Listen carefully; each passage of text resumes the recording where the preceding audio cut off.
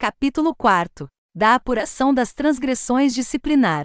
Artigo 29. A aplicação das penas disciplinares de suspensão, afastamento do serviço, do cargo ou função e prisão disciplinar será sempre antecedida de sindicância ou apuração sumária da transgressão cometida pelo policial, ressalvado o preceituado no artigo 32. Artigo 30. A investigação a que se refere o artigo anterior será ultimada no prazo de 10 dias pelo chefe imediato do transgressor, que em seu relatório fará consignar: 1. Data, modo e circunstâncias em que teve notícia ou ciência do fato. 2. Versão do fato na forma por que teve conhecimento. 3. Elemento de prova ou indício colhido ou constatado e informação das testemunhas. 4. Defesa do acusado. 5. Conclusão. 6. Decisão, quando for o caso. Parágrafo único. Ocorrerá o arquivamento da investigação quando: a. Existir causa de justificação. b. Existir dúvida ou prova insuficiente sobre a autoria. c. Ter fluído o prazo prescricional. d. Não restar provada a existência do fato. e. Não ter o sindicato concorrido para a irregularidade administrativa. f. Não haver na forma típica adequação para a irregularidade. Artigo 31. Na hipótese de o chefe imediato do transgressor ser incompetente para a aplicação da pena disciplinar cabível, os autos serão imediatamente remetidos à autoridade superior, dentro de 48 horas, sob pena de conivência. Artigo 32. Ocorrendo tratar-se de infração prevista neste regulamento e no Estatuto do Funcionamento Público Civis do Poder Executivo do Estado do Rio de Janeiro, instituído pelo Decreto-Lei 220, de 18 de julho de 1975, a que seja cominada pena disciplinar superior a 50 dias de suspensão ou demissão, ou cassação de aposentadoria ou disponibilidade. Os autos da sindicância serão conclusos ao secretário de Estado da Polícia Civil com proposição de instauração de inquérito administrativo a ser distribuído a uma das comissões permanentes de inquérito administrativo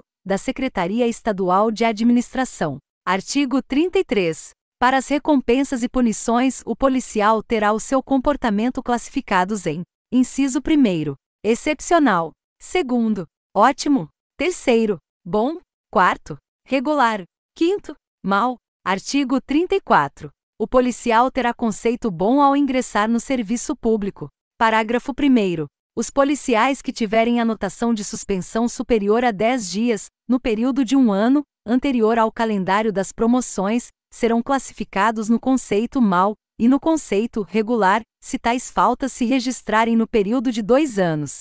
Parágrafo 2º. O policial somente será classificado nos conceitos excepcional e ótimo, se não tiver sofrido pena disciplinar de qualquer espécie, nos períodos, respectivamente, de 10 a 5 anos que antecedam o calendário das promoções. Artigo 35. Decorrido o prazo de 10 anos sem anotação de penas disciplinares, o policial poderá requerer o cancelamento das anotações anteriores, que será concedido a critério do secretário de Estado de Polícia Civil. Título 4. Dos direitos e vantagens. Capítulo 1º. Das disposições gerais. Artigo 36. São direitos pessoais decorrentes do exercício da função policial. Inciso 1º. Garantia de uso do título em toda a sua plenitude, com as vantagens prerrogativas a ele inerentes. 2º. Estabilidade, nos termos da legislação em vigor. 3º. Uso das designações hierárquicas. 4º. Desempenho dos cargos e funções correspondentes à condição hierárquica. 5º. Percepção de vencimento correspondente ao padrão fixado em lei e das vantagens pecuniárias. 6º. Percepção de salário família, diárias e ajuda de custo, na forma da legislação em vigor. 7º. Carteira funcional e insígnia na forma estabelecida em legislação própria. 8º. Promoções regulares e por bravura, inclusive post-mortem, ascensões regulares, inclusive post-mortem.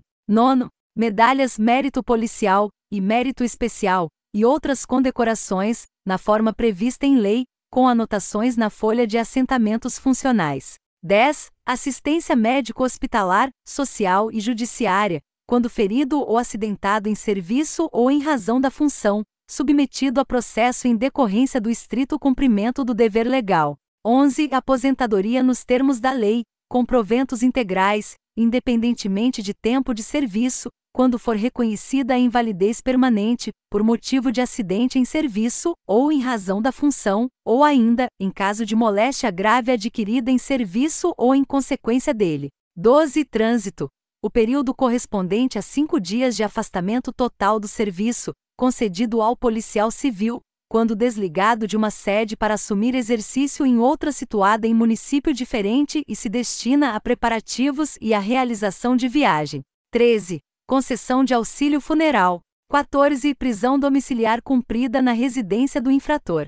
15. Prisão domiciliar cumprida na residência do infrator. 16. Férias e licenças previstas em lei. 17. Gratificação adicional por tempo de serviço, na forma prevista no artigo 90 e seus parágrafos. 18. Ascensão e transferência na forma da legislação. 19.